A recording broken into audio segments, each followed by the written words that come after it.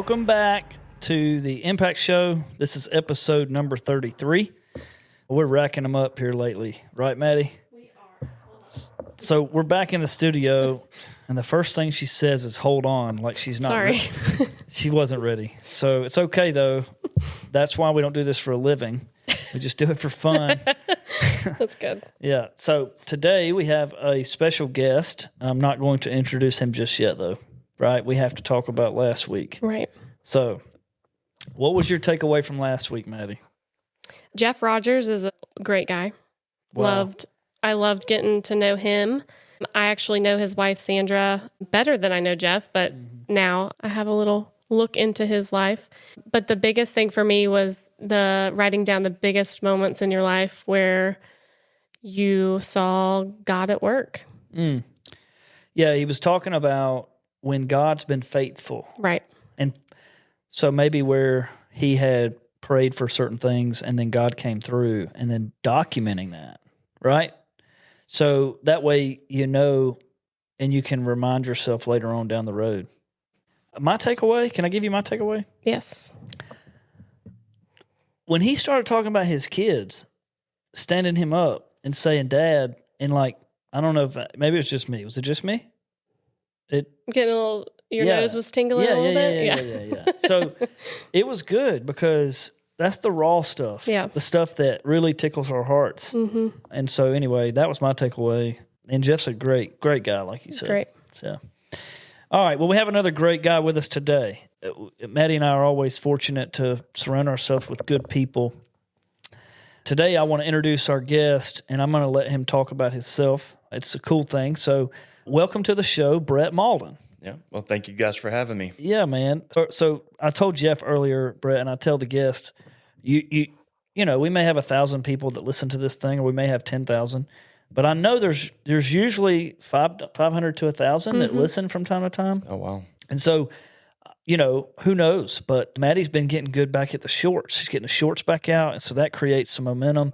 And so I hope we get some good stuff from you today. But just know that when you're talking to Maddie and I, you're also talking to a potential audience of 1,000. And it could be people here in the city of Madison, or it could be people in our district. Well, my dad used to always say that if you always tell the truth, you don't have to remember the last lie you told. There you go. That's pretty good. Yeah, right. That's a one-liner. Yeah. Don't have to remember the lie. All right. So, Brett, I want to start off by saying that you and I, and it's pretty cool, I get to interview people on the show, sometimes that are friends, and sometimes I have no idea who they are, other than I want to say what I know about you and then give you an opportunity to fill in some blanks. So what I know about Brett, guys and gals that are listening, is that Brett is a church goer with us at Covenant Park, the church that Maddie and I go to. Brett also goes to, so he gets a good point for that. Covenant Park Church is full of some good people, leaders of all sorts of sizes, and so it's like good for the pickings for the podcast, right? Yeah. So we're a leadership podcast. Why not bring leaders on and hear what leaders have to say? So, having said that, you are a leader at the church. Your wife sings at the church, and so I say you're a man of God, which is what I've said before when I came to your political thing, which we'll get to that shortly. But business leader also. And so I think you operate and own a business. And so we'll talk about that just a little bit. But that's really all I know about you. I know you're a man of God, and I know you're a business leader. That's all I know. So tell us more about you. Yeah. So I got into construction at the ripe old age of 11 because there's no child labor laws when it's your child, right? So got to learn the value of hard work. It's what I knew I wanted to do my whole life. You know, we loved to get involved in sports when we were growing up because we got off of work. You know, most of the guys that I grew up with were either in the farming industry or were in construction, you know, their parents. So, you know, got to grow up around some amazing people. You know, we've been going to church here in Madison since I was 8 years old. You know, so back in the day, it was Madison Church of God. So grew up in the construction industry, was blessed to be able to go play football for a year at West Georgia. I was a tackling dummy, you know. That was back when Muschamp was the defensive coordinator at Valdosta State, and Kirby was the defensive backs coach at Valdosta State. Wow. So anyway, they were in our division, so we got to experience some cool things growing up.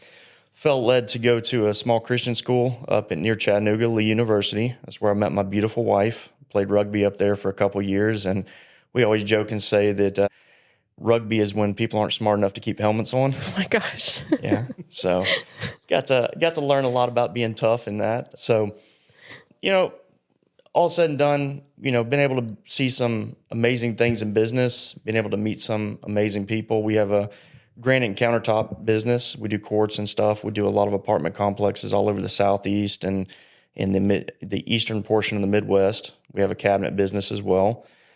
But my greatest thing was marrying my college sweetheart, Candace, who sings on the praise team. And we have 3 amazing kids. And, I would say that's probably my greatest accomplishment is being able to help see God working in my children's life at such a young age and seeing how different they are. Even though you raise them the exact same, their likes and dislikes and interests and whatnot, what drives them, just vastly different child to child. So, Wow. Yeah, that's true. Mine are different too. So they say, the median, the oldest, the middle. How many do you say you have? 3. 3. I have Yeah, 3. Yeah. So the oldest, we were hard on her. The middle, I think that's got something to do with it because at least I was harder on my oldest than my other 2. But they're definitely different. Oh, and So- she's a hard worker, man. I see Yeah. her at Chick-fil-A all the time. Yeah. Your daughter over there working. Yeah, she's a hard worker. She went right to work, and she's going to do great things, I think. So, yeah, thanks for that. She's a good girl. Yeah. So how long have you and Candace been married?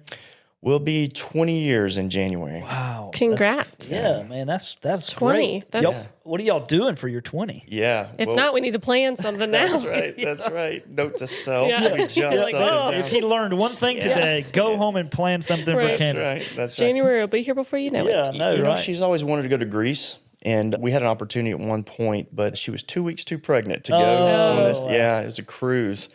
So we've been talking about going there. But yeah, we got married very young. She was straight out of college. I didn't want to let her get away, apparently. And, we talk about, as part of our ministry, we talk about all the time, that first 5 years, we didn't have a kid because we wanted to make sure we were going to make it, Oh, 100%. We went to counseling all the time growing, and the whole thing was I learned the word capitulate. And I'm like, I don't know what that word means. You're going to have to break this, dumb it down for me, right?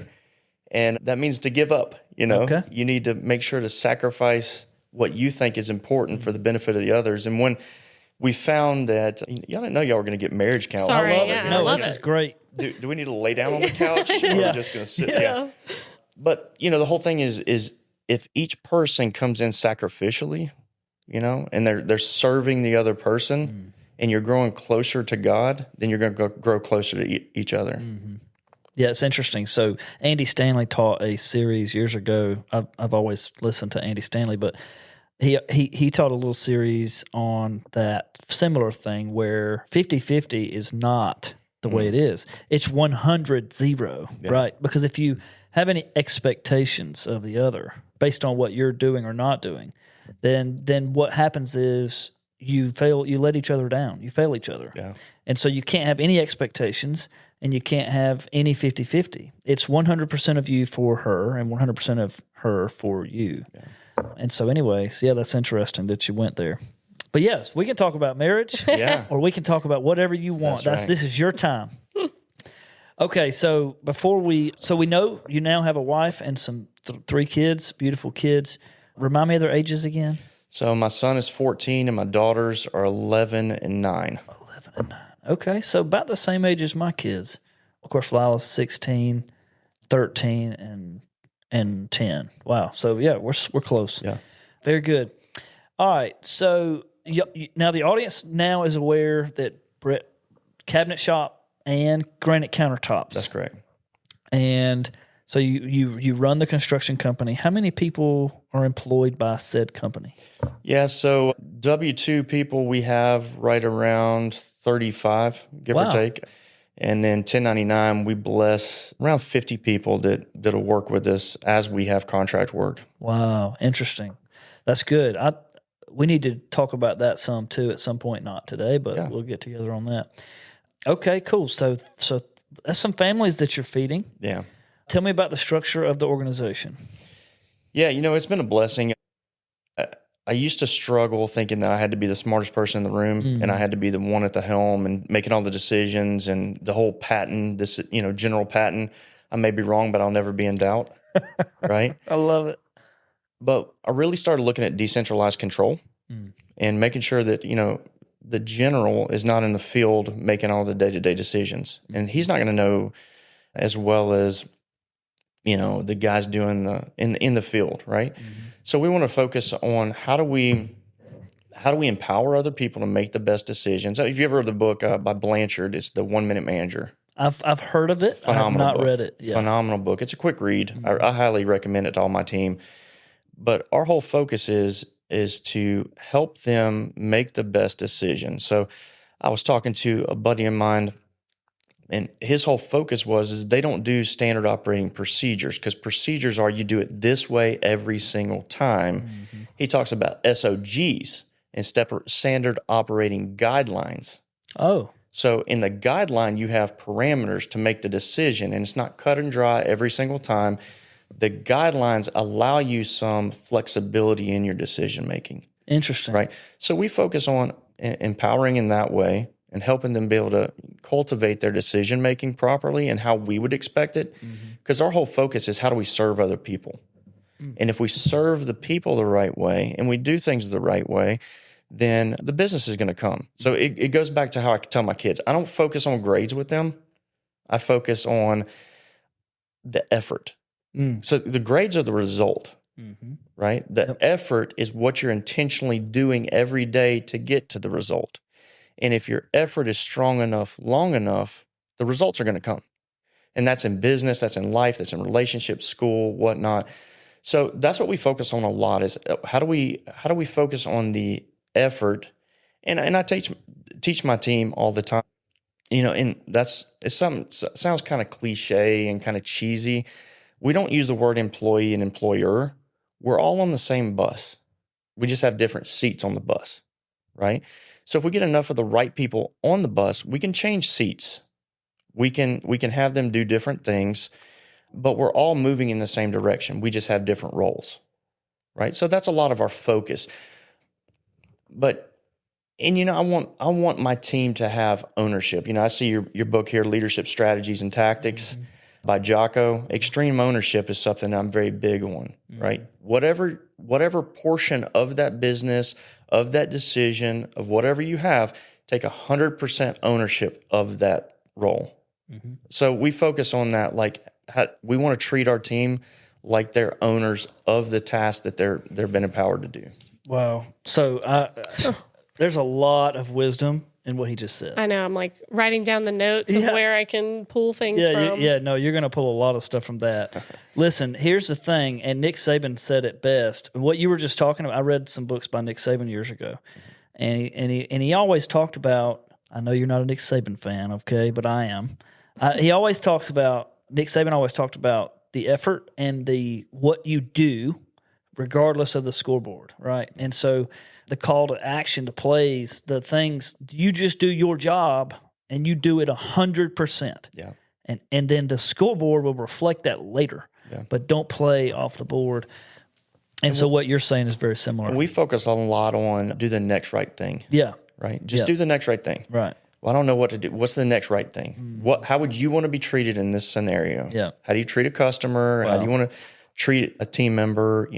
Do the next right thing. Very good. Very good. I think it's funny you bring up ownership because that's one of our leadership mandates, but he's saying it in a different way than what I would, we say that that's a characteristic that every leader has. It's really cool to see or hear you say that your employees or, the other people on the bus, you task them with ownership too. Like you want them to feel just as. Oh yeah. I just haven't ever looked at it that way. Well, and the old adage is that a rising tide raises all ships. Mm-hmm. We've been able to pay people in our industry way more than what they would have been able to get out. I have no idea. I think I have one or two that have degrees, right? I don't care about that. I care about your attitude, your effort, and your competency level. Because nobody came out of the womb wanting to do cabinets and countertops, right? They weren't destined to do this. But it's all about, we strive to have the best culture. Now, it wasn't always like that, right? I'm telling you on the other side of this. I mean, back in the day, playing sports growing up, I was captains of teams in high school and college and all that. And our focus it was easy to say what our goal was. Our goal was to win, right? It was to win the game. And you had a quick result, right? You knew each week if you accomplished your goal or not. With work, it's different because not everybody else cares how successful the business is because they think that the owner is just, stacking their feet up and stacking cash and all that. Yeah. And we know differently being business owners because there's a lot of tough decisions. For instance, like during the Great Recession in construction, we got hit really hard, really hard. And my dad and I became the lowest paid people in our company. Sure. So we didn't have to lay as many people off. Right. And it took years and years for my family, my personal family, to be able to recoup from that. We dug a big hole trying to make sure that we just took care of people. Right. But winning now is, okay, it's the old adage of, I heard somebody say the radio station, WIFM, what's in it for me? And if you come into it with that mindset, not to manipulate, but to see like, what is a win for that person, right? How do we get them a win in their world? And by getting them a win in that world, it helps accomplish the larger goal. And the larger goal is, without making a profit in my business, I can't keep paying other people. Right. I can't affect the 80 to 90 people, whether they're W-2 or 1099, or the many customers, right? Because in the construction industry, it's not gentlemen serving ladies and gentlemen, right? Right. But that's what our mindset is how do we make sure we treat it differently? That's great. Well, and one thing you just said was 80 to 90 people, W-2 and 1099. However, if you include their spouse, it's a little bit bigger footprint, right? And children. Yeah. I mean, so you're feeding a lot of folks, and that's a worthy cause. I think it's easy to overlook that too.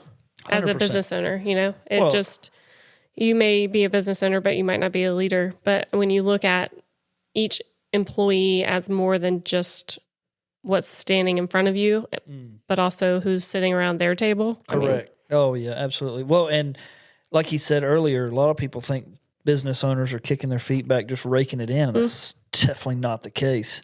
There's certainly days to bale hay and harvest, but for the most part, it is not like that. Yeah. And so anybody that says it is, good for you, but it's not like that for me and for most. So anyway. Well, Dad always used to say that some days you drive the tractor, some days you pull the plow. Amen. Okay, so, well, look, I think we've introduced you well. I think you've got a family. You've been running a business, and the 2 or 3, 10 minutes we've spent talking about your business and how you lead it, certainly encouraging. So I want to talk about something else. And by all means, I'm not a student of the political scene. But my understanding is that you're running for a political office, and I think we ought to take this opportunity to explore some of that, because at the end of the day, somebody like me needs to hear from you, being that you're fixing to potentially have a seat in our political house. So let's talk about that as far as what exactly is that you're running for, and what does that mean for your business? Yeah. So running for the State House, District 114. Okay. So that would be a portion of Walton County around Social Circle, Okay. Watley, Blasingame, and then the northern portion and the eastern portion of Newton County, and then all of Morgan County. So what that means is, in my life verse is Matthew 5:16. Okay. Let your light shine before men so they can see your good deeds and give glory to your Father in heaven. When it's all said and done, my life is not my own, right? I've always been in a mindset that I'm here to serve other people, okay? So I want to influence the most amount of people in the shortest amount of time possible. I'm in my early 40s. if God blesses me to 80, 90 years old, hopefully, there'll be a lot of laughs involved in that, anybody that knows me. But I want to serve other people and take as many people with me to heaven as possible, right? I want to show that that's the impact I want to leave, not about me, not about a legacy. Because in politics, you're only renting a seat, right? You work your tail off to rent a seat for a short amount of time. Nobody's going to remember in 100 years who left that seat. But our focus in our campaign is how do we influence and use that influence to help other people achieve their goals, right? To make their lives better and set up guidelines to where, we were blessed in this state that we had a leader at the helm that decided not to shut down churches, that opened up businesses and schools quicker than most other states. But what would have happened if we would have been like in Michigan or California, where they shut every business down, shut every church down, right? They shouldn't have that kind of power. My whole focus is how do we get power closer to the constituents, the people, everyday people, because, doesn't matter how good your leader is up in the federal government, up in Congress, the Senate, the White House. Doesn't matter how good that person is.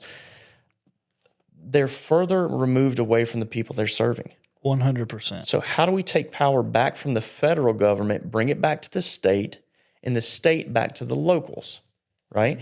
So our county commissioners should have more power than what they currently have. Because I believe that they represent you. You see them in the community more often, and that makes them have to toe the line a lot better. Oh, yeah. So if we can focus on that kind of aspect, is how do we get the power closer to the constituents? That's the best to me. So those are things that I'm passionate about. How does it affect my business, you asked? My team is amazing, right? I recently had knee surgery. That's why I'm in shorts now. So had knee surgery. My team runs the day-to-day, right? They are amazing. Some of the best leaders God's ever blessed me with. It wasn't always that way. I had some tough situations. I used to hire only for a role. I would hire, is this person competent for that role? And I started focusing on, okay, first of all, do they fit our culture? Our culture is fun. It is laid back, but we get our job done. And we mentioned it earlier, offset, that I say it to my team probably 5 or 10 times a week. I'm not going to micromanage anybody. If 2 of us are needed for the same role, 1 of us isn't needed for the role. So we focus on, all right, going back to empowering. I've empowered these guys and they're amazing leaders. So, if I'm the smartest person in the room, it's time to change the room. Yeah. I heard somebody say once, if they're not strong enough to hurt me, they're not going to help me. Well, and, also read one time, forgive me, I can't remember who had said it, but if I have team members that nobody else wants, why do I want to keep them? That's good. Right? So I hire people that are better than me. Yes. I teach them everything they want to know. Yeah. We've lost quite a few people to the ministry, right? Because we want to empower them. Now is a business itself is an entity. It can't be Christian or non-Christian, right? The people inside of it can have Christian ethics and Christian beliefs, but the business is, intangible, right? But we recently lost an amazing guy, Josh Herb. Hopefully he hears this. Oh, yeah. But he came to work with me. I actually met him when I was coaching rugby at Morgan County. I used to help as a community leader. And he actually left to go into the mission field in Ukraine. And part of his stipulation in joining the mission field in Ukraine is he had to have his own metal jackets, helmets, everything. Wow. He was going into a war zone to help influence people for Christ. Wow. Amazing guy. I wish I had a dozen just like him. Wow. Yeah, no, he'll probably hear this maybe. And so what did he do for you? He did anything we ever asked him, and he did it with excellence. So he did inventory for us. He was a technician for us in the field.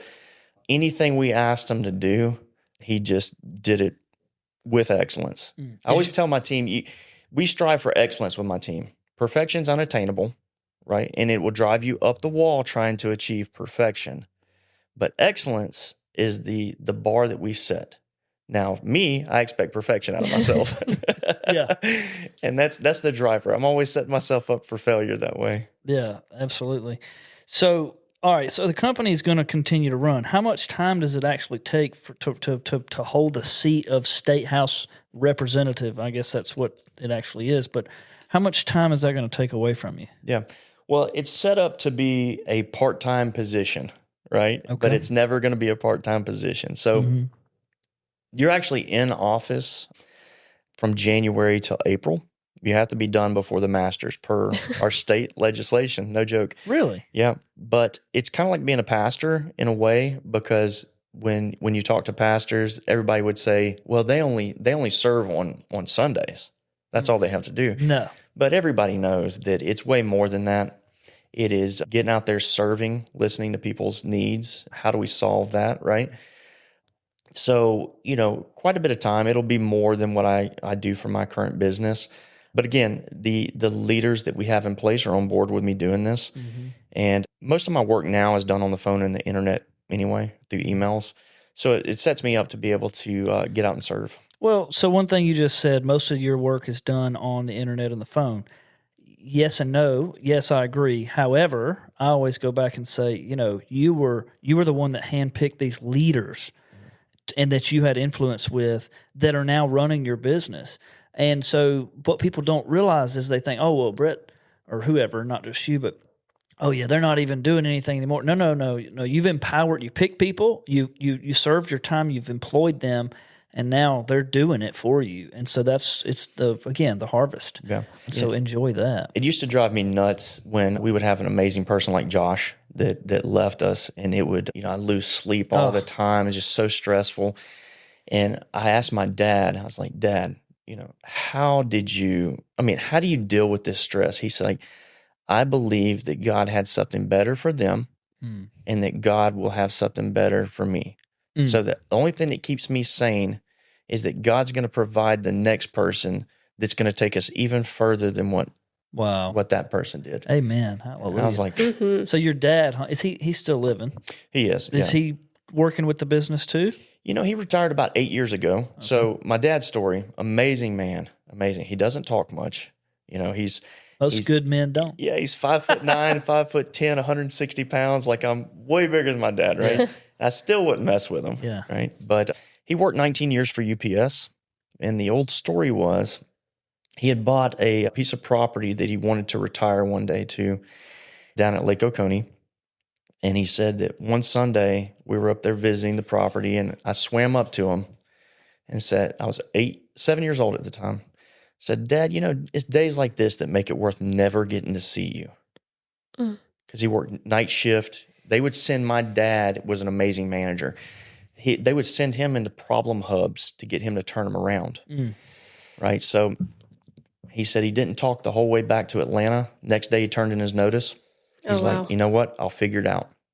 And very humble beginnings from our business. We started in our garage.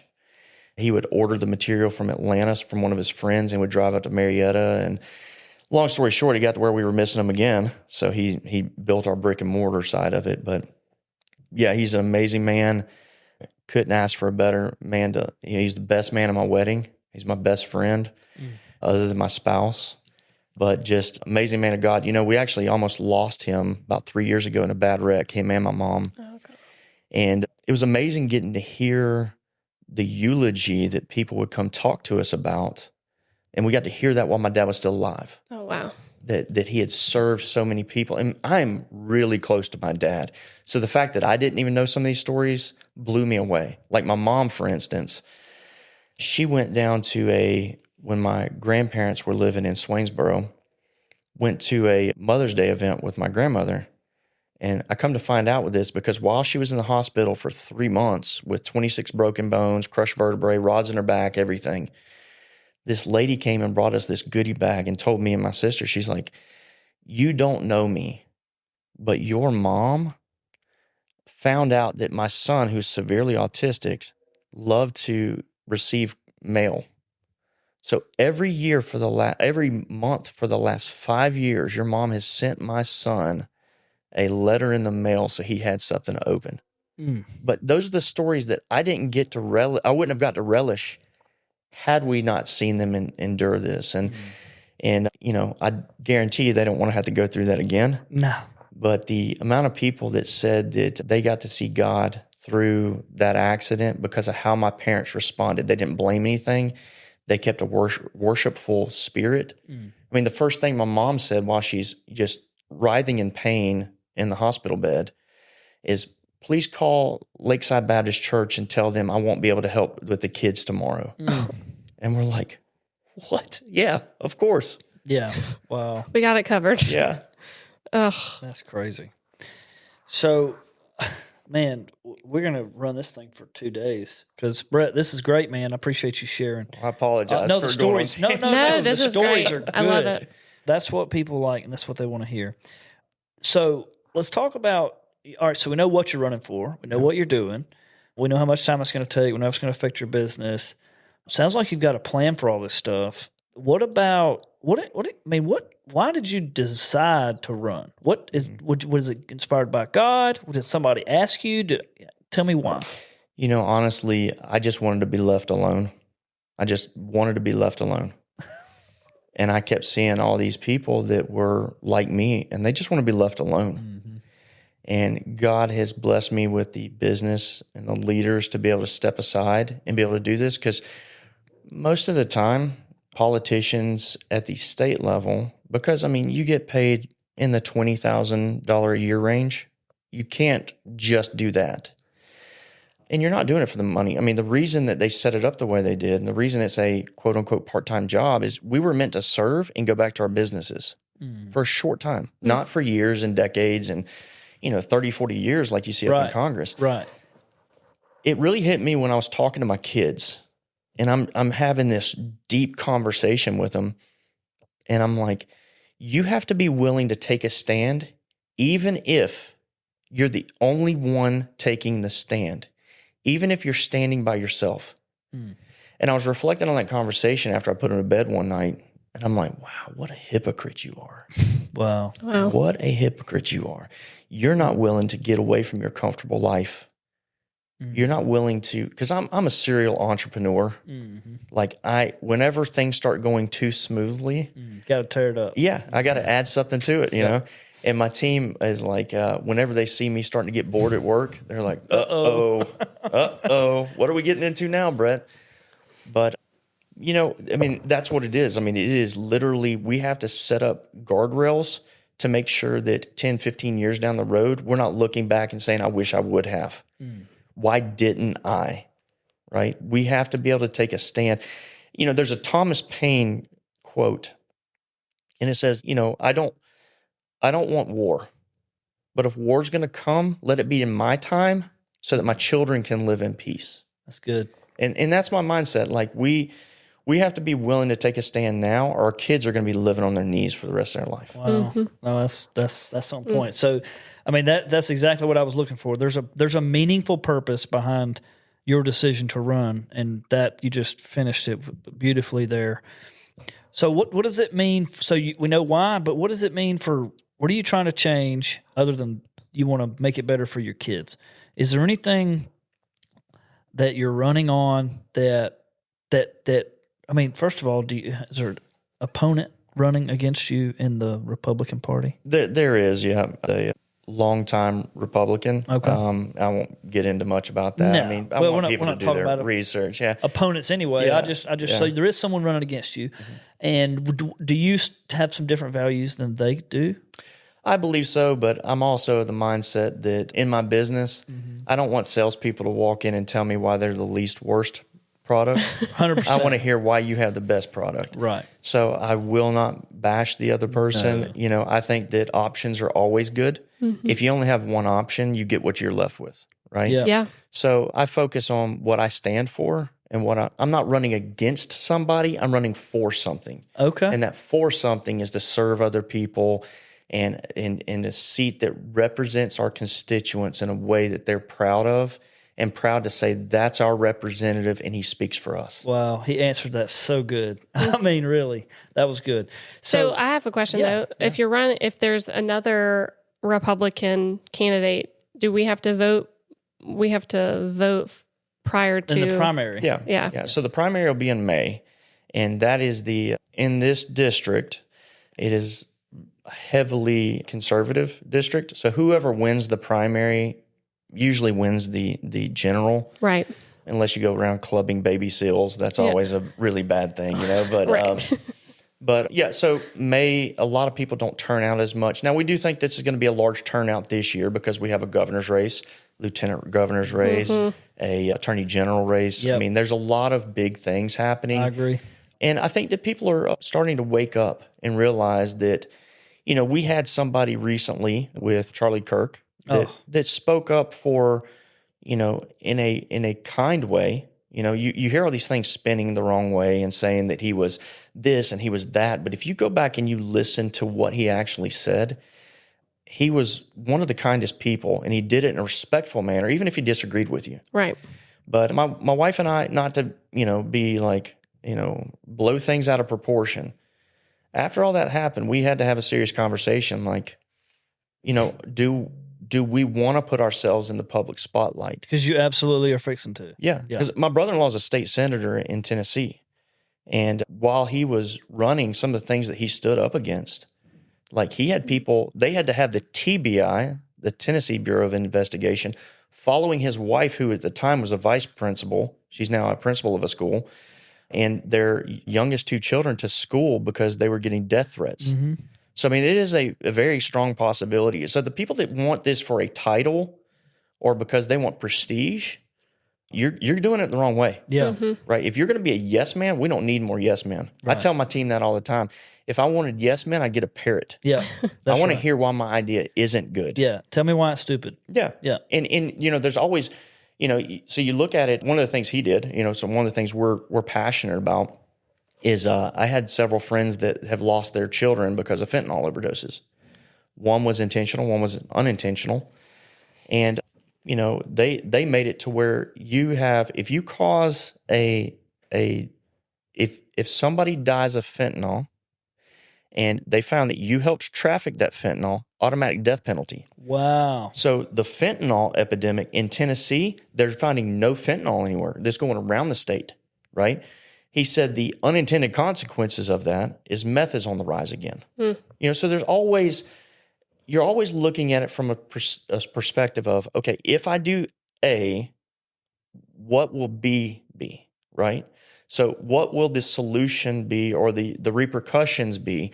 So with the meth rising, that is something very dangerous, but fentanyl, just touching it, a child touching it, touching a dollar bill laying on the ground or something, we shouldn't have to be talking about putting Narcan in public settings in case a child at a rec department touches a dollar bill and has an overdose. Right. Right. So, I know meth is horrible, but more people have recovered from meth overdoses than fentanyl. 100%. Yeah. No. So, well, you pick your poison, but it's certainly. I feel like you can't unintentionally touch meth. With fentanyl, it could be somewhere and you have no idea that it's what it is, and it can kill you. Absolutely. A lot of the people working at banks now are using gloves because of the transfer, contact transfer. Wow. Yeah. Really? Yeah. Well, I think our government, at least our I'm going political here, but our Trump government is trying to get their hands around this thing. Yeah. And I think that's going to trickle down through, look, the next 3 or 4 years, we ought to really be able to get some of this stuff under control based on the leaders that are in place. And so, speaking of that, like law enforcement, before we even get into law enforcement, what about our small business? So your company, your business is probably not small anymore, but in the last, 5 or 10 years, man, private equity has come in and bought all these businesses up, these small businesses that used to be, they were prevalent I don't know what you've seen, but in the last 10 years or so, small businesses have been going to the wayside, and all these big people have been, at least in the HVAC world, the world that I live in, they've been buying up all these family businesses. So here I am starting a family business here in the last year or so, and I'm thinking, man, I hope that's not a sign. I hope that I can maintain my family business. So what would you say, stepping into the political realm, what are you going to do for small business? Yeah, that's a great question. So Our family business was actually the 2024 SBA Small Business Family Owned Business of the Year. Wow. Yeah, so we In were Georgia. in Georgia. Yeah, Really? Yeah. Wow. So Good deal. we got to cut the red tape. So I'm heavily involved in not only the state level, but at the national level, the Home Builders Association. With that, the red tape that we see, 28%, and then this is from a statistic from the NAHB, National Association of Home Builders, just came down to our state meeting recently. 28% of the cost of a home is in government regulations. Wow. So looking at it from this perspective, Really? yeah, and whoever's listening to this right now, whatever their geographic location is, just think about this: a $400,000 house. You know what that means in your area? Yeah. $400,000 house. If you're able to cut that down to $280,000, You get a lot more house. yeah.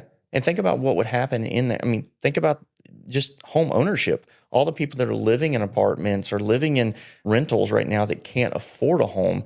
If you're cutting the red tape, cutting the regulations, and making them more efficient, right?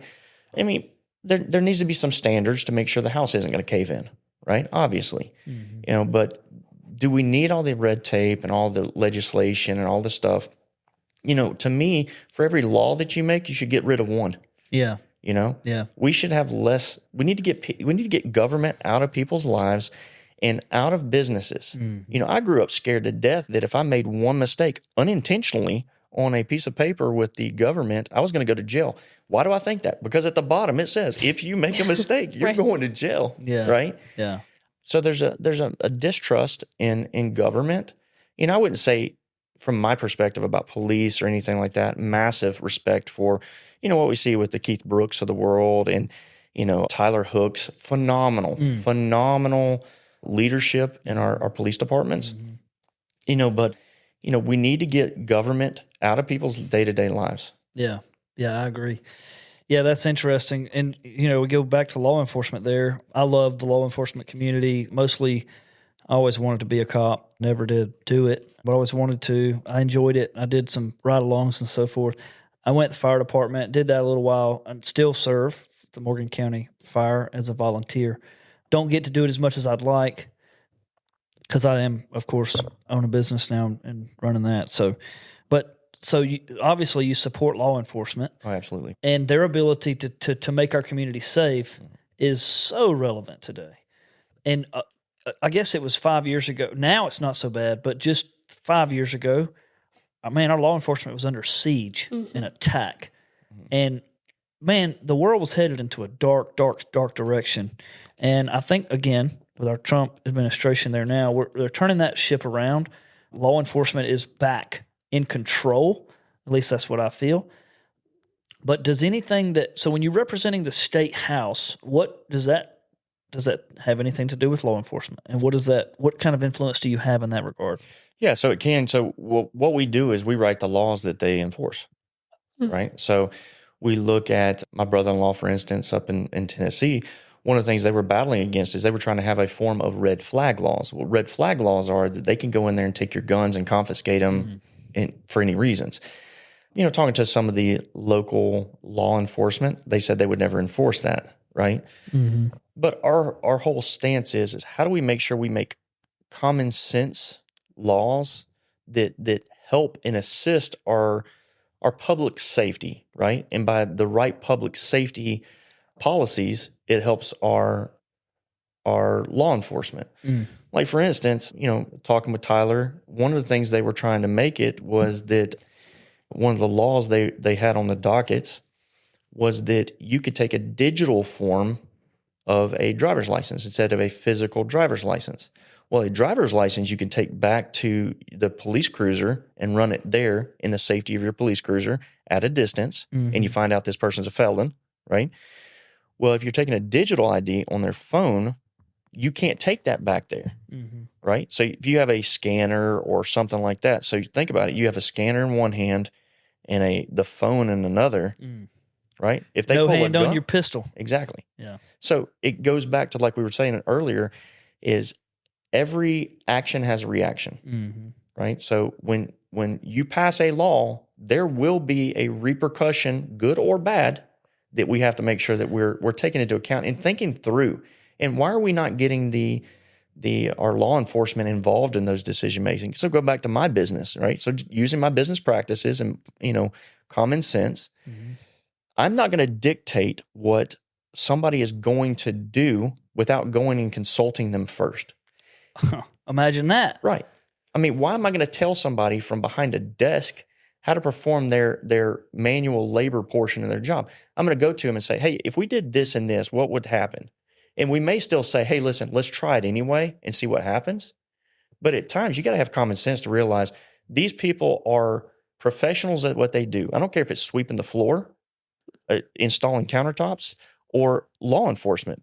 These guys know their job way better than I do. And what I've never had to worry about coming home safe to my family at night, not that I know of.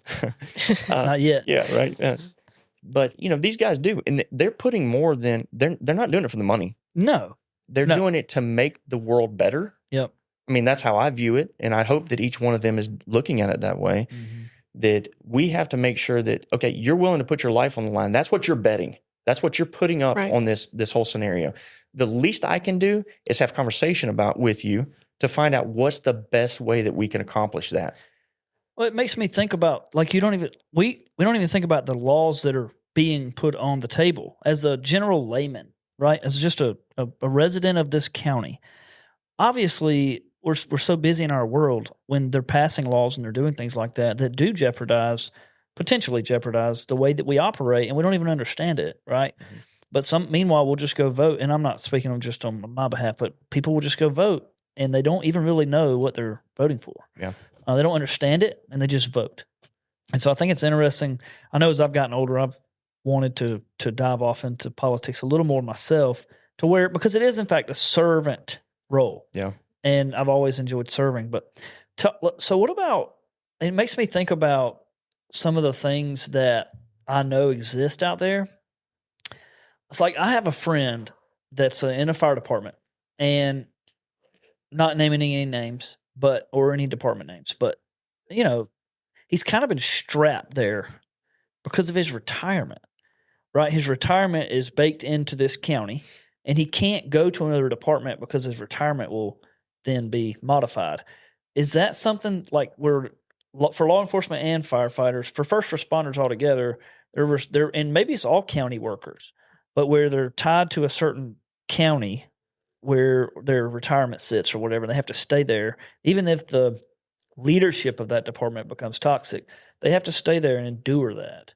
Is that something that is ever going to be back on the table where they can transfer it within the state to be in a less toxic environment? I'm not educated enough on that to speak on it, but my common sense approach would be that if you're working for the government in some capacity, that should be transferable. I don't know the pros and cons of it. I know the pros would be that you can move if you're in a toxic environment, you're not held captive, or right. They don't have leverage on you. Nobody's owned. Right. I tell my team that all the time. I don't own anybody. Right. Right. If somebody offers you, I need to make sure that in the private sector, I treat you well enough to where you want to stay. Right. And I pay you well enough that it competes with the overall market. And if I don't, then you can leave. I don't know enough about that from that aspect to talk about it. But common sense wise, I would think that it should be transferable, or at least that they can roll it over into a 401k or something, privatized 401k with a. That way you could transfer it. Yeah. And I'm just asking, like I said, it just came to mind. We're talking about law enforcement and first responders. That's just something that I know. And listen, if there's first responders out there listening, my heart goes out for you. And obviously, Brett, the same. We want to be able to serve the people that serve us, right? Absolutely. And at the end of the day, they're in a pretty toxic environment anyways, when you think about it. And I've seen both sides of the fence, both fire and law enforcement, and they have to deal with a lot. I mean, you think about the retirement age of those guys. I was in the grocery store the other day at Ingalls, and there was a Walton County deputy in front of me, and he was probably 65 years old, okay? And he had his duty belt on, and he's in there, and it's like, and he's still on the street. Wow. And I'm like, it hit me, and I'm like, dude, this guy, and he's just begging for, something a little less stressful. But I think about the law enforcement as a whole and the first responders. You see a lot of firefighters, older, they've been doing this a long time, but they're still out hustling and doing what they do. And so it takes a special individual to do that work. And those are the ladies and gentlemen that when everybody else is running from the disaster, they're the ones running in. Mm-hmm. Yeah. And, it's a tough job. I respect it so much. I wish that as a whole, they got paid way more than what they do to put their life on the line all the time. But like yourself, I know so many, firemen that are doing it on a volunteer basis, and I respect that. I have some injuries that I can't currently do that with knees and whatnot, but just years of abuse. I always joke around and say I treated my body like a demolition derby vehicle too long, and now I'm paying the toll. But I tell you, that's something to behold. I told somebody the other day, it's not about the year, it's about the mileage. You can have a brand new car, 2024, but you can drive it like you stole it. That's right. And in a year, it's going to need new brakes, and it's going to need, and then if you don't maintain it properly, it's always about how hard you've been. And I agree, and I echo that. I was rough on my body, and I regret it to this day. I have some ailments. I'm a young man, 40, about to be 40 years old.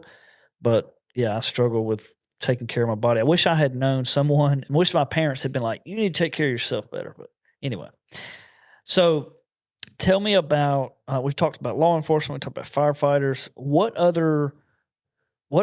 else does the position of State House, what else does it affect? Yeah, so one of the things that we've been passionate about, and I'm glad to see that a lot of other people that are running for office are talking about it now, is we got to get rid of the state income tax. I do work in Tennessee and Florida. My campaign consultants were saying, they said, yeah, Georgia's the number one place to do business. And I was like, I don't agree with that. And they said, no, the last 11 years it has been. I was like, that's great for UPS and Home Depot and Delta and Coca-Cola. Yeah. But small business is not the case, right? We need to put the extra 5.5% back in people's pockets.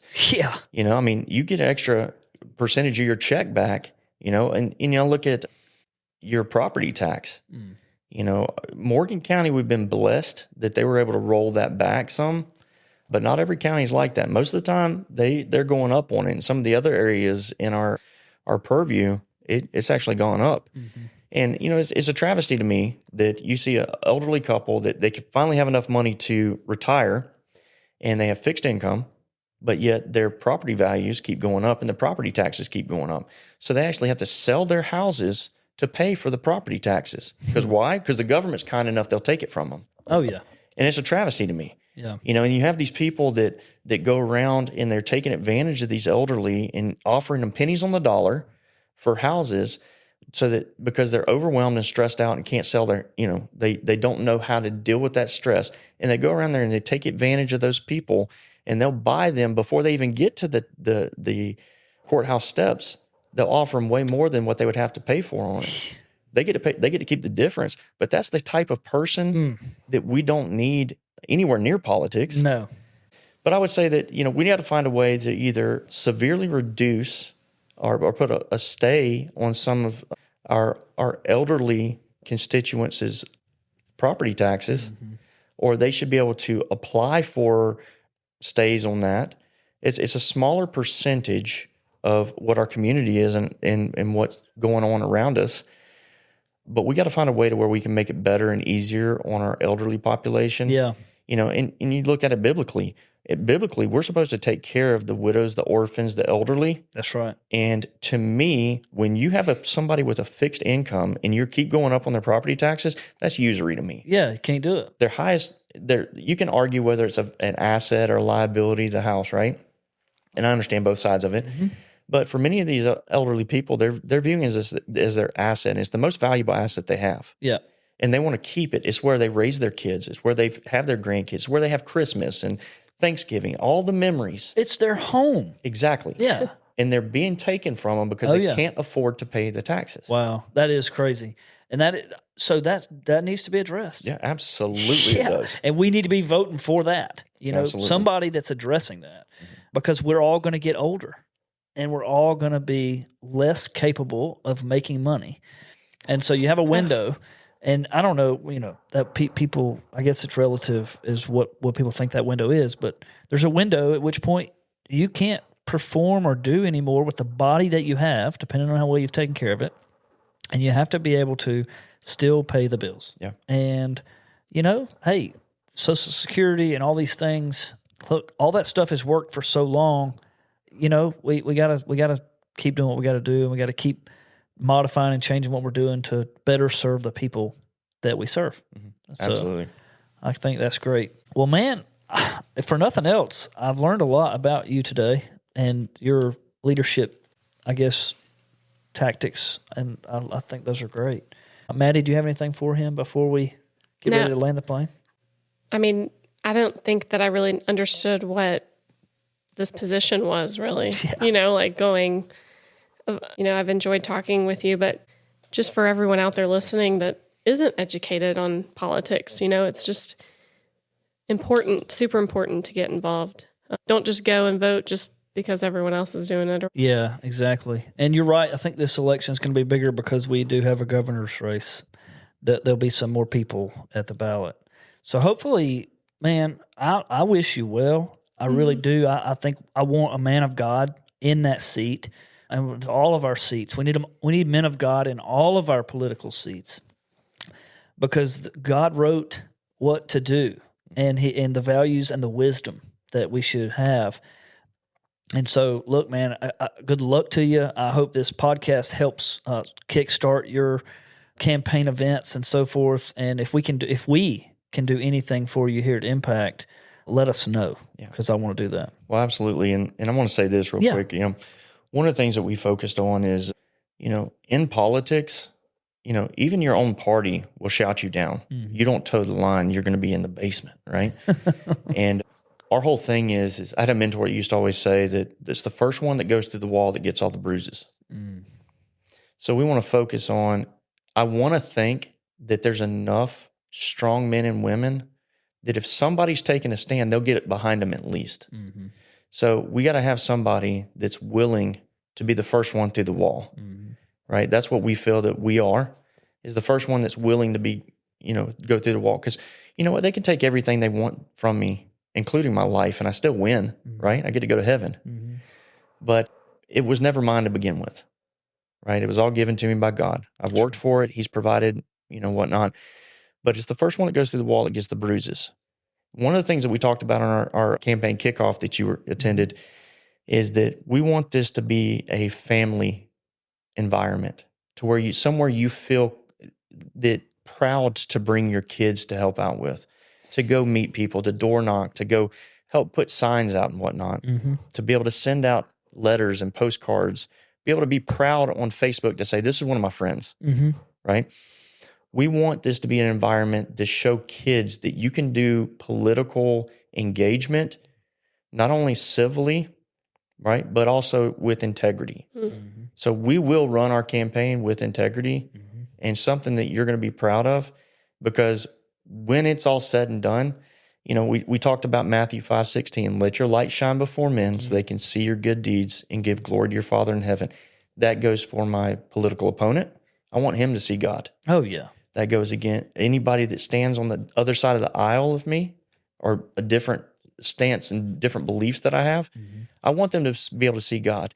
And they may not agree with me, but they'll respect the fact that I stood for something with integrity, with character, and was willing to view them, look them in the eye. I tell this to people all the time when it comes to business, right? It's more efficient for me to send mass emails out. Oh, yeah. But it's not as effective. Right. When you can look a man or a woman in the eye, you can tell if they're full of it or not. Oh, yeah, 100%. You can tell if they're a person of integrity by what they're willing to say to you and look you in the eye. Yeah. And as far as I know, when I tell you something, it's the God's honest truth. There you go. Well, hey, that's that. You can't look someone in the eye in that way and tell them the truth. Yeah. It's weird how that works. So that's very good. Hey, and what better person to run through a wall than someone that did rugby with no helmet, football with no helmet? Yeah, I'm not smart enough to know the difference, right? Oh, that's so funny. So we're over an hour, right there at an hour. Well, is there anything else you want to say? Last remaining words before we sign off. Not just we ask for everybody to pray for us. If you're a person of prayer, we would love to have people that want to run us alongside of us. You've heard an hour of me rambling and telling you different philosophies and mindsets. And anybody that does want to join us, you can go to VoteBrettMauldin.com, or you can go to our Facebook page that's Brett Mauldin for Georgia. Okay. And we would love to, you can sign up there. You can decide whether, and you can learn more about us. And my phone number's there. You can call me and ask me. Okay. We want to get in people's living room and get to meet them and their friends and their families. Nothing weird, right? The first step of politics, the first rule, don't be weird. Right? That's a good rule. We try not to violate that. Yeah. Right? So our whole focus is how do we show people that we're wanting to serve, and we want others that are willing to serve as they have time, right? An hour here, 2 hours there, every week, every other week, every month. Because, starting January, that's really when it gets kicked off and gets hot and heavy from middle of January till the election in mid-May. So it's going to be pretty intense. We would love to get in your living rooms, meet some of your family, some of your friends, anybody that wants to come join us, get to know more about us, because getting involved in our campaign, you're going to get to see a lot more about politics, and we want to open the door and pull back the veil for the next generation, because that's what it's about. It's about the next generation, because we could live happy, even with the weird laws that might be coming down the road from the federal government or whatever, because pendulums swing one way or the other, right? So it's very liberal. Now it's more conservative. Eventually it's going to swing back. Yeah. So if we don't set up the guardrails now, like we said earlier, it's going to be rough on us later. Yep. Yeah. And we want to make sure it's not rough for our kids. Yeah. As best we can do. And like you said, if I'm going to war, let's just do it. Send me. Yeah. So sweet. Love it. Maddie, if you have no further questions for Mr. Brett, we'll land the plane. All right, man. Well, thank you for serving. Yes. Thank you for coming today. I'm looking forward to a victory for you in May. Yeah. So hopefully we'll get that trophy, and then you can move on to serve and bust the wall down. Yeah. So Get to come more often. I got your back, bro. I got your back. Thanks for joining us, Brett. Thank We'll talk you. to Guys for having Thank me. you.